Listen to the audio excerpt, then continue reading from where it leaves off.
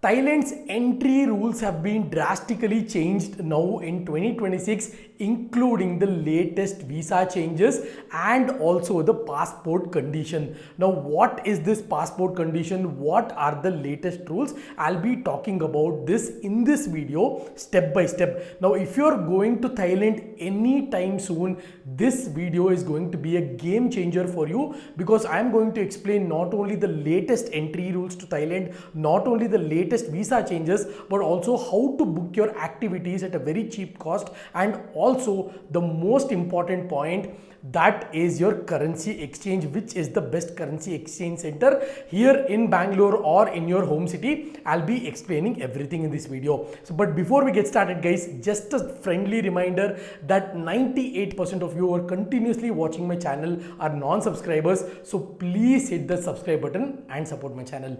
Update number one, very big update. Tourism Authority of Thailand are strictly considering to reduce the number of days in the visa from 60 days to 30 days. Now, if you have gone to Thailand anytime soon in the last 1 year, you would see that when you enter Thailand, the entry stamp is for 60 days. Now, that is being reduced to 30 days. There was a circular earlier before 3 months. I also made a video, but this time it is extremely serious and they want to reduce it to 30 days. I'll explain you why they want to reduce it to 30 days. Now, the maximum number of days in a calendar year that you can stay in Thailand is 60 days. Now, when I say 60 days for the entire calendar year, let me explain. Now, I went in February for 1 week, so that is 7 days. I go again in March, that is 7 days. I go again in August for 20 days, that becomes 20 plus 7 plus 7. So I can stay for a maximum of 60 days. Yes, when you enter again, they are going to give you another 60 days,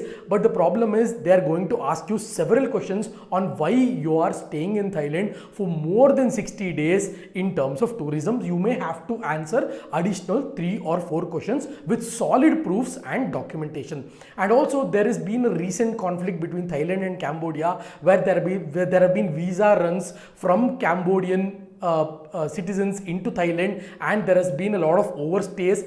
And most importantly, this is also common with Indian travelers, is that people have gone and stayed in Thailand for 60 days.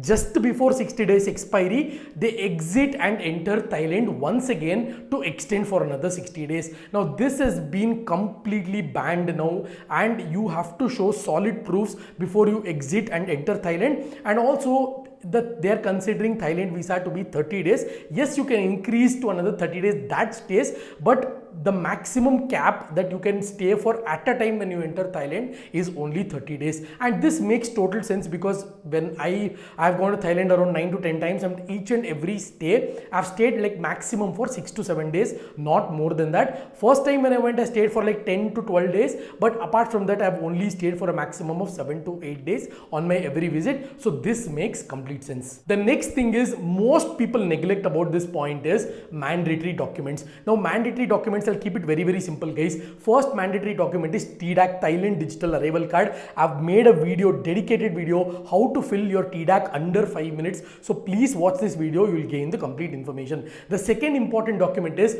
onward ticket or return ticket. I don't have to talk anything about this, you already know it. The third thing is confirmed hotel bookings. Now, hotel booking should be confirmed, whether it is Airbnb or whether it is hostel or whether it is hotel. And the last document is Thai baht in cash. Let me repeat it for a 1000th time guys.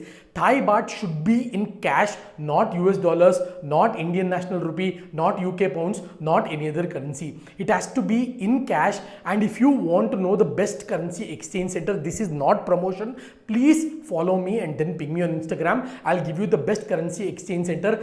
Based on my experience, you can exchange your currency of Thai baht. It is completely home delivery. You don't have to go to the center and then get it. That's what I do each and every single time. Again, I'm not telling the name because it is not a promotion. I have not been paid even 1 rupee to talk about their name. It is just based out of my personal experience. Follow me and then ping me on Instagram guys. I'll tell you which is that currency exchange center. So you can also go your currency of Indian national rupee or US dollars exchange into Thai baht. And Thai baht should be 20,000 Thai baht per person or 40,000 Thai baht per family. Ideally, just take more than 10,000 baht. That should be typically fine. The next important update is, now I've heard this from from a lot of people very recently, and also one person was deported in front of me in Suvarnabhumi airport because of passport condition. Now I say passport condition, there should not be any missing pages in the passport, there should not be any torn pages on the passport, and there should not be any fake seals on the passport.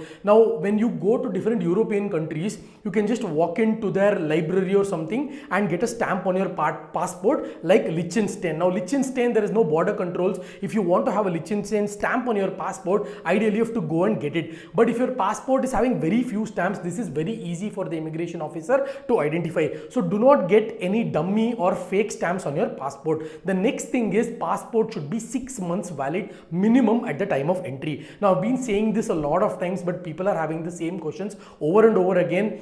Please remember, it has to be 6 months at the time of entering Thailand, and your passport should not be damaged like a coffee or a water, something spilt on your passport, and it should not be damaged at any cost. If it is damaged, if the pages are torn, if the pages are missing, then your passport is invalid. You cannot travel with the document. Please remember, handle your passport very cleanly and also safely. The next thing you have to remember, again I tell this each and every time, is not to look suspicious. Now there is no cap on how many times you can enter and exit Thailand. Basically you can enter and exit Thailand how many ever times you want. They have not put an official cap. When I say entries, let me tell you an example. Now I am going from Bangalore to Bangkok, Bangkok to Kuala Lumpur, Kuala Lumpur to Bangkok, Bangkok to Vietnam, Vietnam to Bangkok, Bangkok to Bali, and Bali to Bangalore. Now there is no cap that is being given, but you should not look suspicious or in doubt when you're entering Thailand multiple number of times in the span of 60 days.